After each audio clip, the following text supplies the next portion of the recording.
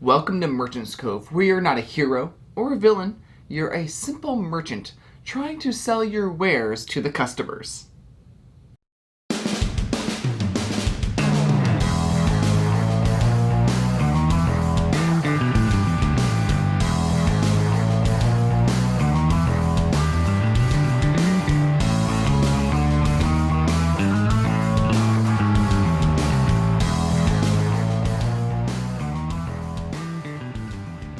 Welcome to Tantrum House Studio D. I'm Kevin Delp. Merchant's Cove is a 2 to 4 player, truly asymmetric game where each player takes on a role of one of the merchants in the game, and each role has its own gameplay mechanics. It takes over an hour to play. It's designed by Carl Van Osteren and illustrated by the Micho. It's being published by Final Frontier Games, and we have this prototype copy to look at. Each player will choose a unique fantasy merchant to play, like the Alchemist, Captain, Blacksmith, or Chronomancer.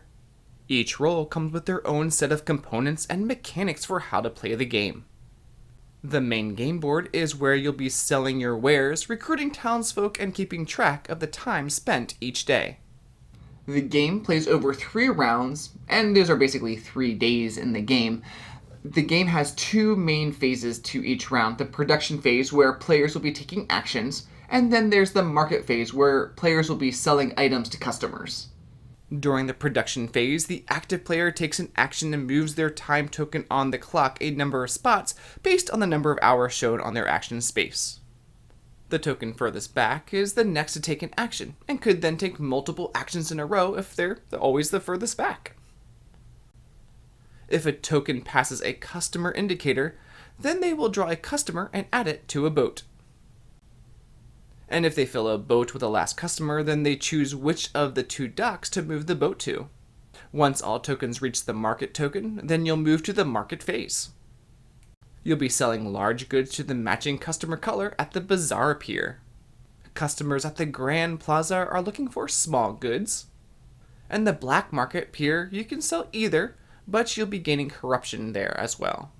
In any case, you take the number on the good you're selling times the number of matching colored customers, and you receive that number in gold, which are basically points. Customers that were on boats that don't dock in a given round will go to the respective faction halls.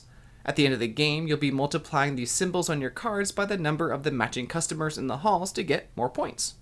You'll also lose gold based on the number of corruption symbols by the number of rogues in the rogues layer at the end of the game. But how does a player make these different colored items to sell to the customers? Well, that is the unique part of this game. Each player creates their items totally different from the other players, so let's take a look at them. The Alchemist sort of has this potion explosion like decanter on their board.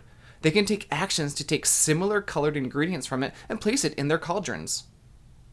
They can brew these ingredients together to make matching large and small items that they can then sell to the customers. The Alchemist has to be careful because they have these black ingredients that match the color you're using, but then they go to this hazardous waste section that can get you corruption cards.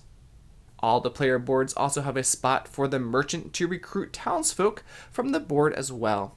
These can definitely help you later as you activate them to help you accomplish different tasks. The captain brings back the spinner for their game. They are moving ships around their board, gaining fish and treasure that they can sell to the customers. There's a little bit more luck going on for this role, not only due to the spinner that will determine how far boats can move and placing cursed treasure on the board, but also the treasure items are face down on the different islands, so you don't know what colored treasure you might be getting. You'll be rolling dice for the blacksmith.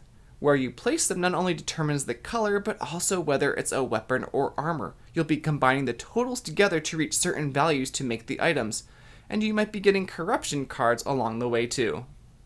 The Chronomancer, or the Time Traveler, and his assistant travel back in time to get items from the past to sell to customers in the present. Basically, the assistant is moved, and then the Chronomancer is moved, sort of like a rondel mechanic, and then the Chronomancer takes the item he's on. There's a way to change time portals, which is helpful to get different colors and sizes of items too, but it all takes time, which is a precious commodity in this game. There are other merchants as well, so look for more info on the Kickstarter. Each round, you'll be selling these goods to the customers, and each player has a little table that they'll use to place the items on that they've been making that round. This helps all players see what colors and shapes are being made. So you really don't have to understand all the rules that go into a player making their items. You can just tell at a glance what they're making. The customers, of course, are coming on the different boats. So if you see an opponent is making large green goods and you have a green customer to place, it's best not to put all the green ones in one boat. And if you can maneuver the boat away from the Bazaar Pier and to the Plaza Pier, that might be good too. It sort of reminds me a little bit of Imhotep, where you're moving the boats to the different ports to try and help yourself and to hurt your opponents. But the good news is in Merchant's Cove, as you don't have to sell the goods in a given round. You could wait to a future round, of course. You are risking it again, so it might be best to try and sell your goods when you can. The clock mechanic is cool, with players in the back able to get more turns until they pass the other players, and eventually the mouse tokens are moved, and you can take even a little longer to go around the track if you want to, but you're going to gain some corruption. Now, I know people will try and compare Merchant's Cove to games like Root or Vast. This is not a dungeon crawler, it's not a war game, it is a Euro game. Players are definitely doing something totally different from the others to create their items.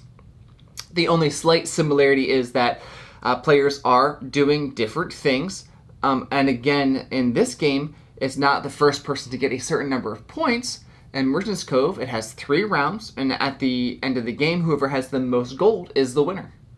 The Meat Show did a great job incorporating the fantasy theme into the game, and you'll be noticing characters from the world created by Final Frontier, from Cavern Tavern and Rise to Nobility. If you're looking for a truly unique type of game where each player is doing something totally different than the others, this game has a lot of variability and a lot of replayability. So if this sounds like something you would enjoy, check out Merchant's Cove by Final Frontier Games on Kickstarter, and we would love for you to subscribe to Tantrum House.